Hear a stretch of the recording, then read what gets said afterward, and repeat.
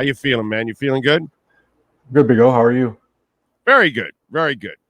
Ugly hang on yesterday. You know what I mean? It's funny because when I had Iron last week and they were 1-4, and he was like, he was acting all concerned and all that, and he's asking me, "Are you concerned?" I'm like, "No, it's 1-4. There's 82 games. Right. How am I going to be worried about 1-4? You know what I mean?" And now they're 3-4. And guess what? I'm doing the same thing. They're all freaking out about the Bam triple-double. And I'm like, it's November 6th. You played a shitty Lakers team. You barely hung on to beat them. They outscored you, what was it? By 10 in the fourth quarter. Yeah. 28-18 in the fourth quarter. You had 9 turnovers. You want to know how I looked at this game? Bam, you need to be more efficient offensively. Tyler, you need to be more efficient offensively.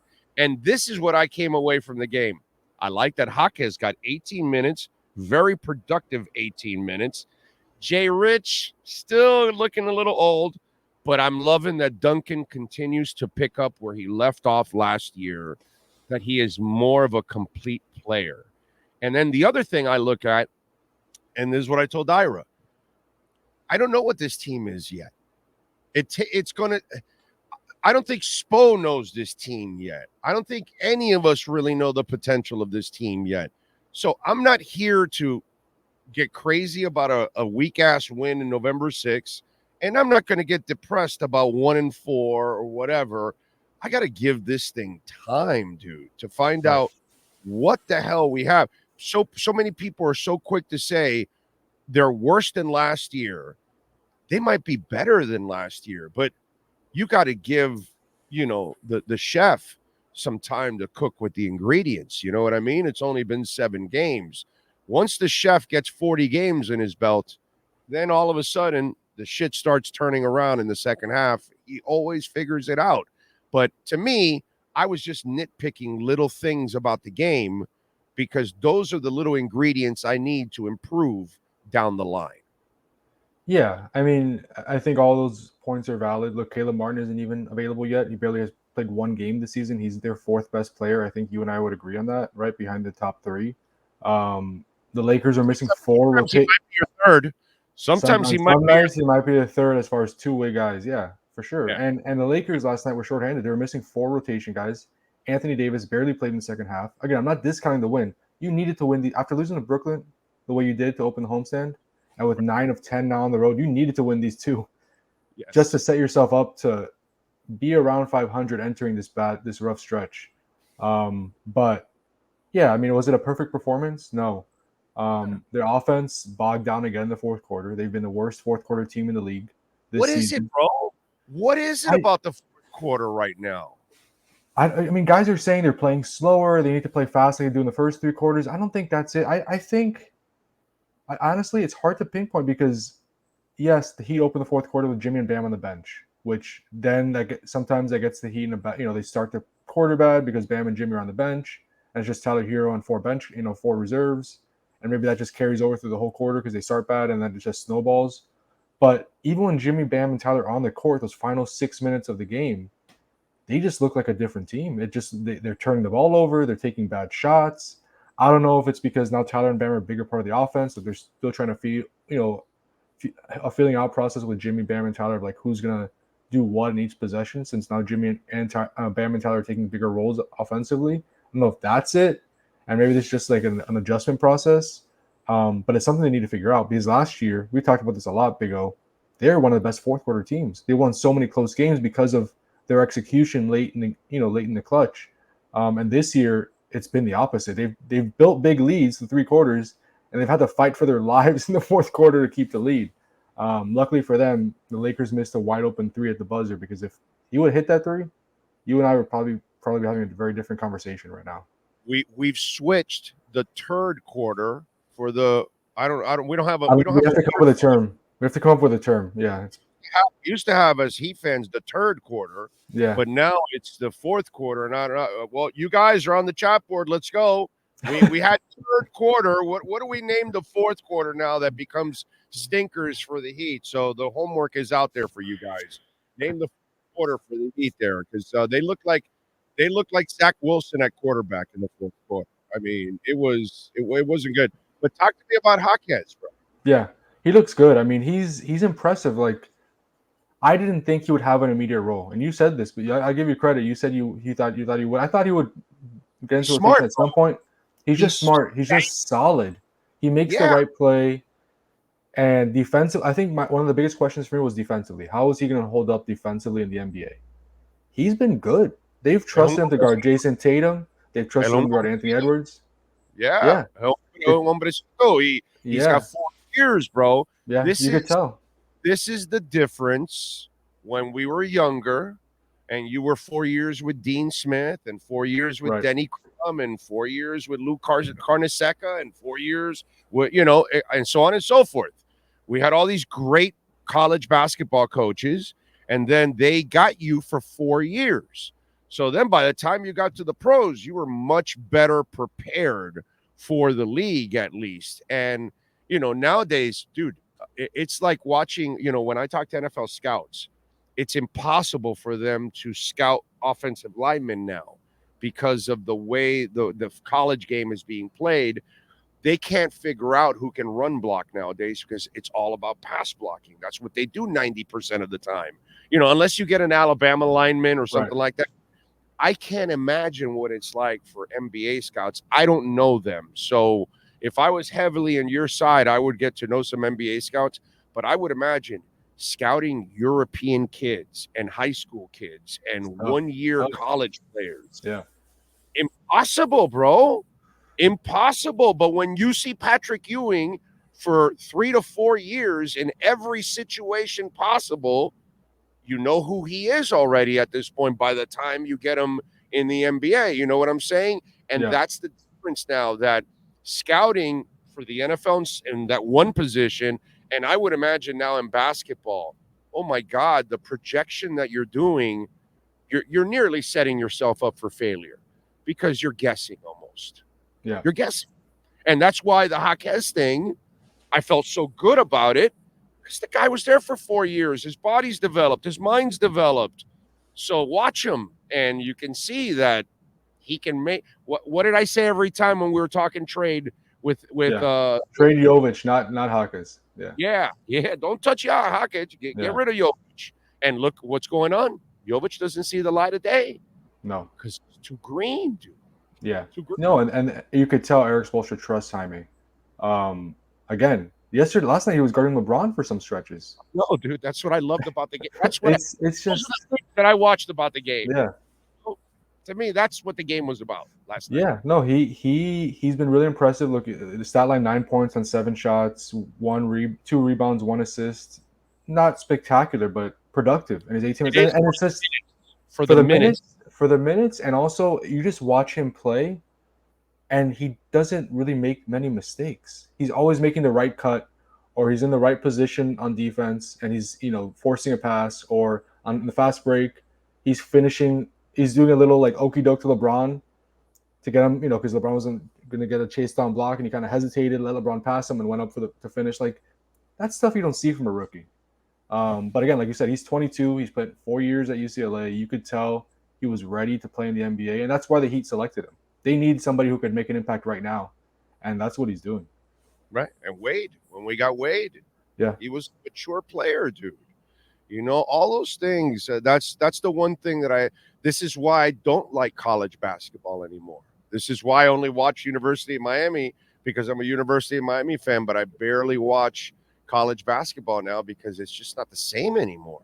It's not young men that are more developed, and you get to watch, Dude, think about this. You're too young, but when you go back and watch UNLV and Duke for 2 straight years, and they're loaded with NBA players on both sides, right? That's the kind of shit that just doesn't exist anymore in college basketball. You know what I mean? And it just changes the game. And so for me, I kind of had more of a critical eye of looking at ingredients and elements that you're going to need down the line. To me, the moment meant nothing. It was more about certain individuals, going on. I thought Jimmy played a terrific game yesterday. That was encouraging. because we've talked about that, right? Like Jimmy, is he healthy? Is he engaged? Like that was his best game of the year by far. Very efficient. And he was efficient, 28 points and 15 field goal attempts. That's classic Jimmy. 6 assists, 2 steals, guarded LeBron most of the game. Jimmy looked like Jimmy, and that was encouraging for sure. That was one of those things. People were freaking out that I was like, "Oh, he had a triple double, bam!" Yeah, I know, but he wasn't efficient. You He can't. was, I mean, You yeah, can't score 20 points on 20 shots and 9 of 20 for a guy that isn't a 3-point shooter. right. You're a lot closer to the basket. You need to be more efficient, my But he brother. takes a lot of, I don't You need to disagree be with you.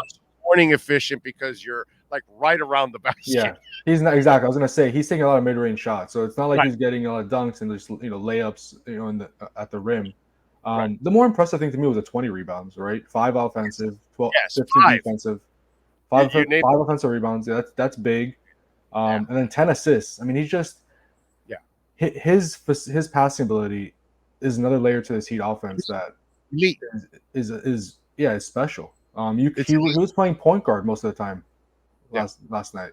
Yeah. And that's hard to guard, especially when it's Anthony Davis playing you, and you get Anthony Davis out of the paint because he has to guard you on the perimeter, and that takes away a rim protector, right? Yeah. So that's important, and that's a skill that I think Bam they probably need to utilize more this season.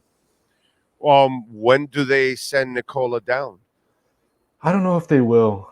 I spoke with Well, Nicola last week, and he there are older players down there. yeah They're not all young. There's some guys, in their mid-20s there that you're going to deal with some men in the yeah. G League because they can't have them all young there. Why? I don't I get it, mean, man. we'll see if they do send him down, but they're look Gabe Vincent, Max Strus, those guys develop with you could develop while being with the Heat, right? They have a great coaching staff.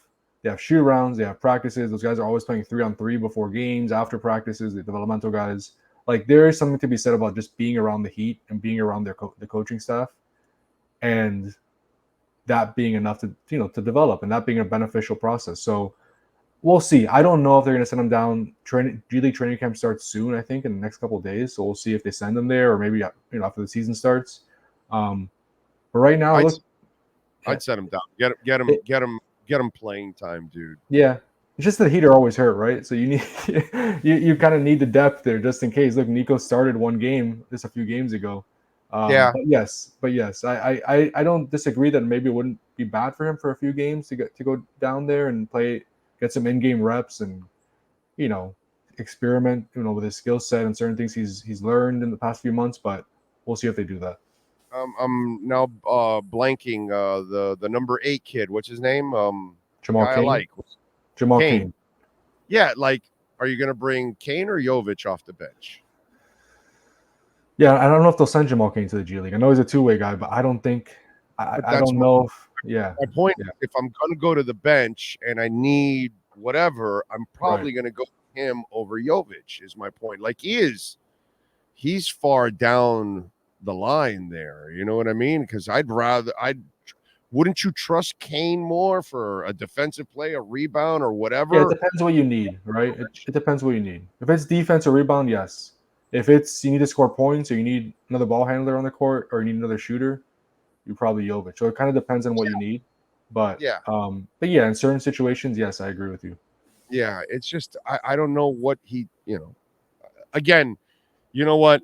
The one thing that I have to say from pure ignorance here is there's a lot of practice time, Right. and the guys that are the backups usually are getting extra work with the coaches, and so I'm sure Jovic is getting extra work that he would be getting anywhere else. So that I know he's getting something out of that. He's getting a lot before games, even after games. Guys are working out after practice. Before an hour and a half when we're in the locker room for open locker room media availability before games, you see all developmental guys like an hour and a half before tip off come up in a full sweat. Orlando Robinson, Jamal Cain, Drew Smith, Nikola Jovic, and they had just played 2-on-2, 3-on-3, right? Like I said, these guys are always working behind the scenes, even though they're not playing in the game. They're working a ton behind the scenes, just trying to stay in shape and just trying to continue to develop. All right, Memphis is next. What are you working on in the Herald so folks can check you out, my man? Yeah, I'll have something later today on just trying to diagnose what's going on in the fourth quarter, right? Because yes, like you Good said, luck. the win Good luck. was nice and all that, but I think the story continues to be what the heck is going on in the fourth quarter, right? Because yes, they won by one. Funk of the fourth quarter. I like that. The effing fourth quarter. How about that? The effing fourth quarter. You got it. The effing fourth quarter. It's the effing fourth quarter. Yes. I came up with That's it. something. Look at that. Yeah, you kicked his ass on the chat board because everybody's kind of stumped here. The It's effing good. fourth quarter. We'll see. I mean, The fork quarter, the faux quarter, the broke quarter, the smoked quarter, the corked quarter, the torched quarter, the poor quarter. That's it. I don't know. No, I like the effing fourth quarter. That's you won, bro. That was good. See that? I'm efficient. And by the way, you can actually even use that in the Herald. In my story today, right? Effing fourth quarter for the Heat, and there's your article. Yeah. No, I like it, and like you said, I could use it. It passes the test. It's not a vulgar word. We kind of use another way to do it. But yeah, I think that's the story of the game because they won by 1 point. But if they lose, the fourth quarter is the story. If they win, to me, the fourth quarter is still the story. Just because Lakers missed a shot doesn't mean that we can just ignore what happened in that quarter, right? No, that's been an issue now for the last 2 weeks. I was like, you guys gonna lose this? Yeah, really? They've been outscored in 6 of the 7 fourth quarters they've played this season. No, I know. And they've given away one of the games against Brooklyn, and then Detroit and the Lakers. They've nearly given those games away. They hung on by 1 point, I think, in both games. So it's an issue they're going to have to solve, especially the next few weeks when they're on the road for most of the month. Follow him on Twitter at Anthony_Chiang. Anthony, as always, appreciate you, my brother. Enjoy yourself on this long-ass road trip. Thanks, Big O. Talk to you soon. You got it. Be safe out there. Anthony Chiang, baby. Baptist Health is the official sports medicine provider for the Miami Heat, Miami Dolphins, Florida Panthers, InterMiamiCF, FIU, FAU, Orange Bowl, Miami-Dade County Public Schools, Miami Open Tennis, Miami Marathon, and Half Marathons.